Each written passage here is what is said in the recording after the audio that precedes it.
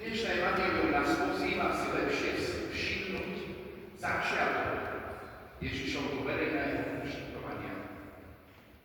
A ten začiatok nie je v chráme,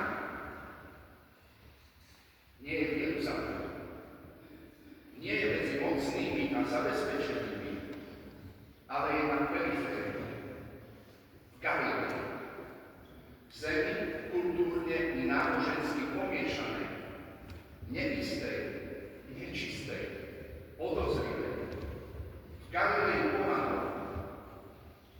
A práve tam, hovorí evanjelista, ľud, ktorý sedel v tmách, uvidel veľké svetlo. Nie preto, že by sa zmenili vonkajšie okolnosti, ale preto, že Ježiš sa rozhodol bývať práve tam, v Galilei. A to slovo bývať je kľúčové. Ježiš neprišiel len niečo povedať a odišiel. On si vybral miesto, kde sa dotýka tma a nádej. Kde je život doráňaný, zlomený, zmiešaný s bolesťou. A tam zaznievajú prvé slova radostnej zvesti. Robte pokánie, lebo sa priblížilo nebeské kráľovstvo. To nie je hrozba. To je oznámenie, že Boh je na blízku, že je tu. Boh sa presťahoval k nám. Myslím, že práve tu, bratia a sestry, sa stretáva toto evanjelium s dnešnou spomienkou na nášho spolubrata Salesiána kňaza, dona Antona Srholca, ktorého 10. výročie si dnes pripomíname. Jeho Galilea mala mnoho bodov. Narodil sa v Galilei chudobnej rodiny, ako jednoduchý chlapec, ktorý túžil po kňazstve.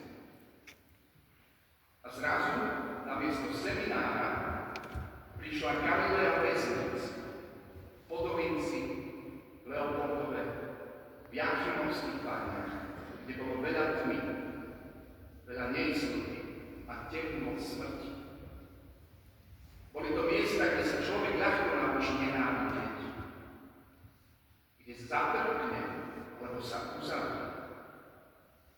A práve na týchto miestach Antonio, volajú blízky, volaví, on objavoval to práve tam na týchto miestach tmy a smrti, objavoval práve Som sa veľmi potešil, keď otec biskup Jozef teraz na úvod vlastne povedal ten citát o svetle, lebo sme neboli nejako dlho hovorení, ale Duch Svätý naozaj pôsobí a tak vystihuje práve aj ten citát, ktorý sme počuli o tom svetle, ktoré tom Anton Srholec objavoval vo svojom živote, ale ho aj ponúkal druhým. Práve to miesto, kde to svetlo objavoval, bolo tam, kde by človek nečakal. Neskôr to vyjadril aj názvom jednej svojej knihy. Svetlo z doby Jachimovských báňov. My máme samozrejme v stanovách cieľ našej charizmy a poslania byť znamením a nositeľmi Božej lásky. Mohli by sme to parafrázovať, byť znamením a nositeľom svetla na miestach tmy a perifériách. Bolo vlastne životným programom Don Srholca. Nie je to svetlo, ktoré by tmu popieralo, ale je to svetlo, ktoré sa v tej tme narodilo. Svetlo, ktoré neprišlo zázračne a veľkolepo z hora, ale ktoré vyrástlo z dola, z bolesti, solidarity, vernosti, aj z tichého bratstva medzi väzňami. Práve tam sa Anton Srholec naučil, že svetlo nie je výsadok po každej stránke zabezpečených ľudí, ale že je ovocím pravdivého srdca a bezhraničnej dôvery v Boha. Evanjelium nám však dnes pripomína, že Ježiš neostal na hranici len na začiatku, ale že celý jeho život bol pobytom na okraji, po okraji, na periférii, medzi čistým a nečistým, prijatým a odmietnutým, pochopeným i nepochopeným.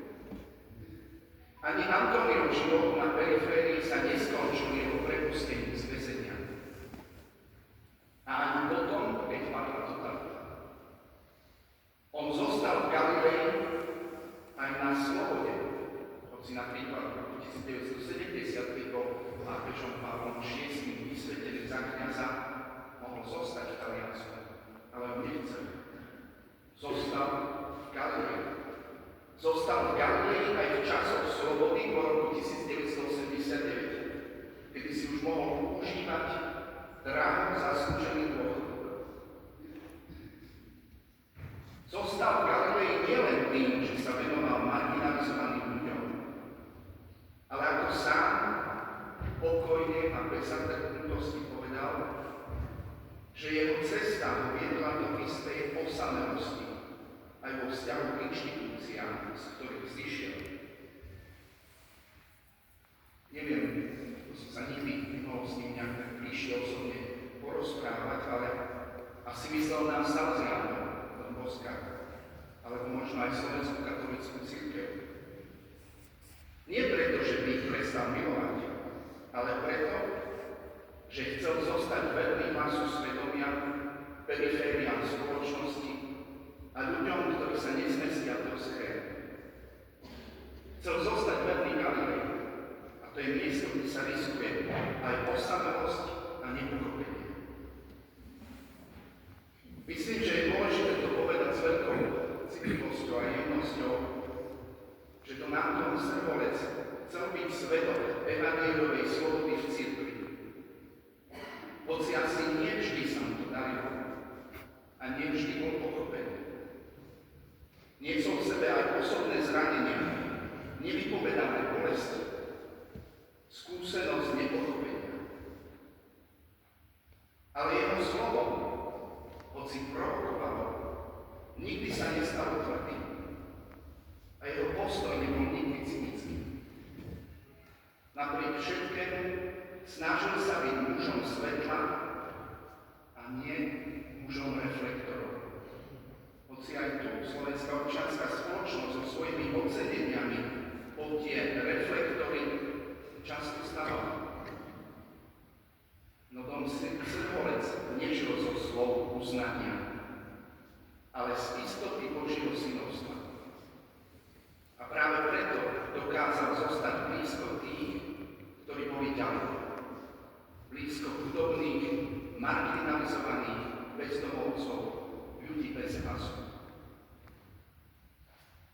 Evanjelista Matúš hovorí, že Ježiš chodil po celej Galilei, učil v synagógach, hlásal evanjelium a uzdravoval každý neduch a každú chorobu medzi ľuďom. Jeho učeník Antonio sa ho snažil po svojej dobe v okolnostiach života napodobňovať. Nie vždy hotovými riešeniami, ale svojou prítomnosťou, humorom, ľudskosťou, láskavosťou, alebo aj pravdou vyslovenou pokojne, bez kriku. Snažil sa byť svetkom svetla, ktoré nepopiera tmu, ale ktoré v tej tme vzniká. Svetla, ktoré sa rodí z vernosti, nie z pohodlia. V závere života povedal: veľmi sa teším, že som postal s týmto národom. V pokore človek prispieva k tomu, aby to bolo lepšie a nie také zúfalo beznádejné.